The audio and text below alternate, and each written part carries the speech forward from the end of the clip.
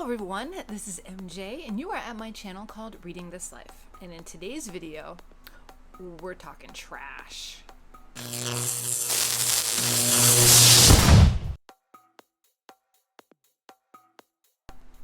And as always, before we get started, remember to like this video, comment down below, and let me know. Are you participating in GarbAugust? Did you pick up some trash? How big is your trash heap? And make sure, double check, make sure you're subscribed to my channel if you think you are. And if you haven't subscribed yet, please consider doing so. Okay, so the first week of GarbAugust just ended yesterday. I'm going Sunday to Sunday. Wait, am I going Sunday to Sunday? Yeah, Sunday to Sunday, I guess. Or no, Monday to Sunday, and then today starts week 2. Okay, we'll work it out. And I read 3 books. So the first book that I read, and this is the first week of GarbAugust, is Sex and Violence Week. What better way to start off GarbAugust than with a little Jackie Collins? So I picked up The Stud off of eBay. This book was fun. It was an easy read. I got through this probably in like 2.5 days. It was entertaining. Now, this book was published in, first published in Great Britain in 1969. And it has a very Studio 54 vibe to it. I really enjoyed that. It had that nostalgia. There is a lot of sex in this book. Now, it is not graphic. On a scale of 1 to 5 trash cans, I would probably give it a 2, a 2.5. It's very vanilla-like in my opinion. It's very digestible for someone to read. We know what's going on without getting all of the salacious details. The Stud is Tony, and the book focuses on a number of characters. Let me read you the blurb from The Stud. It says, at a club like Hobo, that's the name of the Studio 54 club, there's no such thing as an impossible fantasy. Come to the night spot where the beautiful people hang out and meet. Tony Blake, the Stud, your host and guide, and anything else you want him to be. And Fontaine Khaled, jet-setting beauty. Her face is her fortune and men are her weakness. Alexandra, her nubile stepdaughter, determined to sample everything the big city has to offer. Like no book before, since The Stud gets to grips with the debauched and the decadent lifestyles of society's high flyers, you won't believe your eyes. Sexual athletics among the in-crowd. That's what it has listed. Then there is it Alexandra? I already forgot. Yes, Alexandra.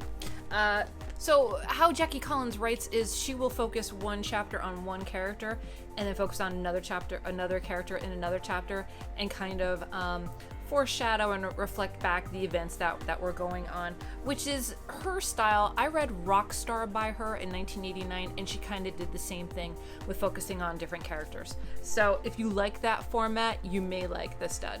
But like I said, it had a very Studio 54 vibe to it, and I really enjoy that because I will tell you, when I was a teenager, I was approaching my sweet 16th birthday, and my family always got the New York Times on Sunday. My father would do the crossword, I would look at the books in the fashion, and my mom would just do the other puzzles and read the headlines and all that kind of stuff. But I used to look at the ads for the bars and the clubs, and they always had Studio 54 in it. Now, it wasn't the original Studio 54, it was like the reincarnation in the mid 80s, like right before it closed. And I begged, I'm like, can I please have my sweet 16 party at Studio 54? And my parents were, they were older, and they really did, I think they knew what Studio 54 was, but they really didn't get it. And I only learned from TV that Diana Ross would go there, and it would be, Freddie Mercury and Andy Warhol and all of these New York socialites and Bianca Jagger and Liza Minnelli, and I'm like, this is where I want to be. This is where I want to have my 16th birthday party, and that just fell on deaf ears. But it was a nice fantasy in my head, at least. So this book really took me back as to what may have happened.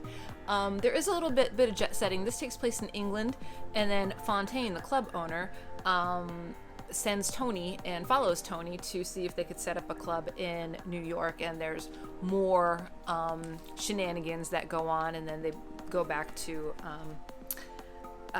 England, and it's just a good escapist read if you're looking for a little spice. Yeah, so I would give it on the spice level 2 garbage cans.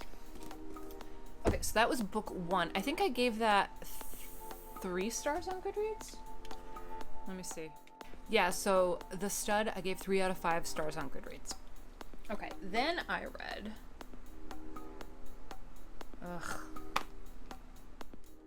So I kind of had to pause because I knew what I was going to read next would carry over into this week, which is Vintage Week of GarbAugust.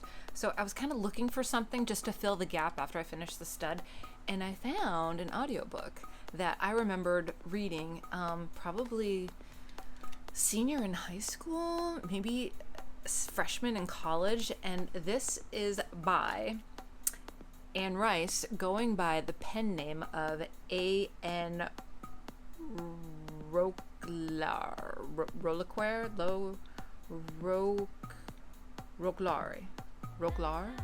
Anne Roquelaure. Sorry if I butchered the pronunciation. And this is The Claiming of Sleeping Beauty. This book was insane. It was absolutely bonkers. I don't remember it being this gratuitous, but it is explicit AF. On the sex level, I would give it a 5 out of 5 garbage cans for how much is in there and how graphic and detailed it is and the variety that's in there. But it's Anne Rice's retelling of Sleeping Beauty. It was over the top. Absolutely over the top. I gave this 2 stars on Goodreads because it was just so much. It was just so much. If that is what you are into, go for it. I did the audiobook and I felt really, really bad for the narrator. She sounded like a woman who was a little bit older, and the things that she had to say, I was like, God bless her. God bless her heart and soul, earning that paycheck, getting this novel read. So I'll read you the blurb on Goodreads. In the traditional folktale of Sleeping Beauty, the spell cast upon the lovely young princess and everyone in her castle can only be broken by the kiss of a prince. It is an ancient story, one that originally emerged from and still deeply disturbs the mind's unconscious. Now Anne Rice's retelling of the beauty story probes the unspoken implications of this lush, suggestive tale by exploring its undeniable connection to sexual desire. Whew. Here, the prince awakens beauty, not with a kiss, but with sexual initiation. Yeah, basically that's what happened. His reward for ending the 100 years of enchantment is beauty's complete and total enslavement to him.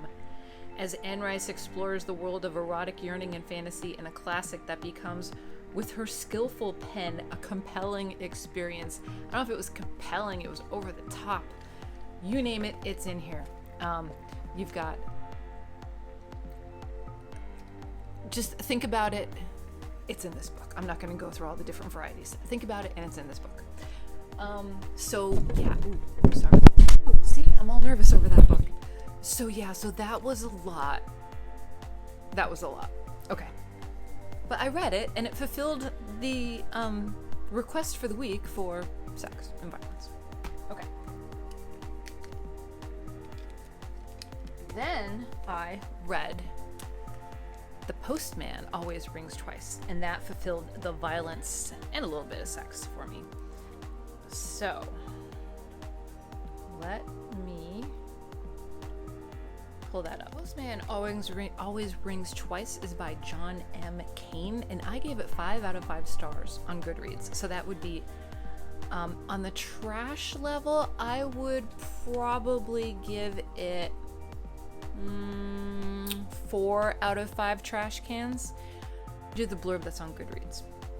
Cain's first novel, the subject of an obscenity trial in Boston and the inspiration for Camus' The Stranger, is the fever-pitched tale of a drifter who stumbles into a job, into an erotic obsession, and into a murder. So the characters are Cora, and Cora's a waitress, and her husband that owns a restaurant, he's Greek. And then we have Frank, who is kind of a drifter, and Frank becomes obsessed with Cora almost at the get-go. Like, we're at page 13, and there are sparks flying between these two. And they devise a plan to knock off Cora's husband because she doesn't want to be with him anymore. Cora says, "I mean to stick by him, but I can't stand it anymore. God, do I look like a little white bird?" The husband was calling her a little white bird. Frank says, "To me, you look more like a hellcat." That's the type of vibe we're going with. And it was just, there was sexual stress. There was passion, unbridled passion. It gives a lot to the imagination. It's not very descriptive at all, but what is descriptive punches you in the face, if that makes sense. It is a very strongly written book, and it gripped me the whole way through. It is short. I had to read it on my phone because that's the only copy that I could find available, and it wound up to be like 100 pages, but it's probably like 150 or something like that. And the ending was just, I had no words, and I absolutely loved it.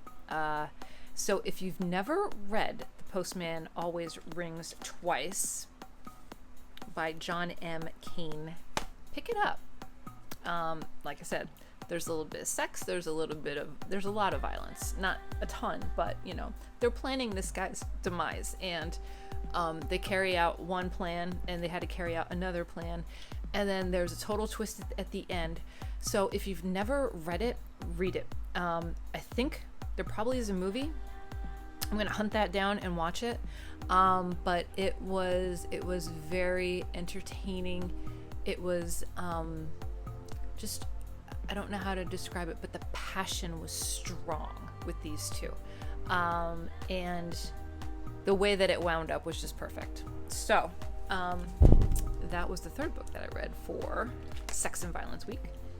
Then we're going into week number 2, and here's what I started. Week number 2 is Vintage Week, which is read any trashy book published before 1980. So the first one is Criminali's Birth Year Book Tag Book Club. For the month, we're reading Go Ask Alice by Anonymous. Go Ask Alice has a little bit of infamy with it. When I picked this up, I remember hearing about it, and I'm like, ooh, that's that book. That's that book that people were talking about a while back. But it turns out that maybe it wasn't written by Anonymous after all. That it actually was just made up and penned by an author. It's basically supposed to be a 15-year-old's diary that was published talking about her experiences. I'll read you the blurb on the back. It started when she was served a soft drink laced with LSD in a dangerous party game. Within months, she was hooked, trapped in a downward spiral that took her from her comfortable home and loving family to the mean streets of an unforgiving city. It was a journey that would rob her of her innocence, her youth, and ultimately her life. Read her diary, enter her world. You will never forget her.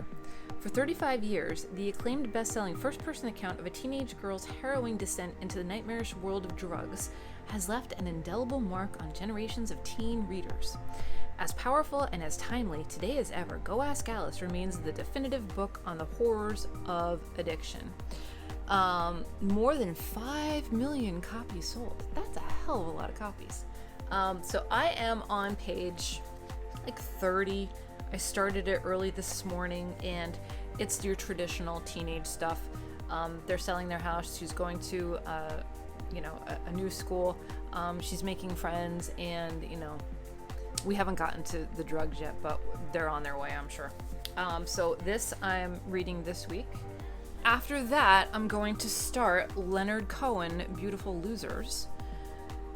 This was published back in 1966. I'll read you the back. I think I read this before in one of my videos, but the Dallas Times Herald says, leaves one grasping for breath as well as suitable words. Cohen is a powerful poetic writer. As imagined by Leonard Cohen, hell is an apartment in Montreal where a bereaved and lust-tormented narrator reconstructs his relations with the dead. In that hell, two men and a woman twined impossibly and betrayed one another again and again. Memory blurs into blasphemous sexual fantasy, and redemption takes the form of an Iroquois saint and virgin who has been dead for all of 300 years, but still has the power to save even the most degraded of her suitors. So, let's see. First published in 1966, Beautiful Losers demonstrates that its author is not only a superb songwriter, but also a novelist of visionary power. Funny, harrowing, and fiercely moving, it is a classic erotic tragedy, incandescent in its prose and exhilarating for its risky union of sexuality and faith. So we'll see how many trash cans this gets. So that is my reading week so far. 3 down, 2 on deck, and if I finish these, I'm hoping to finish this one by Wednesday. If I get to this one by Friday, I may be able to squeeze one more in over the weekend. Yeah, so GarbAugust is off to a great start. One more book I forgot I'm going to read this week. This is the one I'm going to squish in. It's Richard Laymon, The Cellar. This was published in 1980.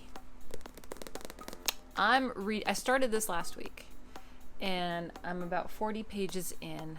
So this is going to be like a slow burn for me. I'm going to pick this up and hopefully finish by the end of the month. I'm not going to read this straight through. I'm just going to read little bits and put it down, read little bits and put it down. So this may get carried over into next week because it wasn't published before 1980. But yeah, I've never read Richard Laymon before. I don't know what I'm in for. I'm really kind of bored right now with the book. So we'll see where it goes. Okay, like I said, I'm only on page 40. All right, next. Okay, everyone, so that is it here from me. I hope you are all remaining safe and that you are reading a lot of trash, and make sure you're taking care of yourself so you can take care of others. And I will see you in my next video. So until next time, everyone, goodbye for now.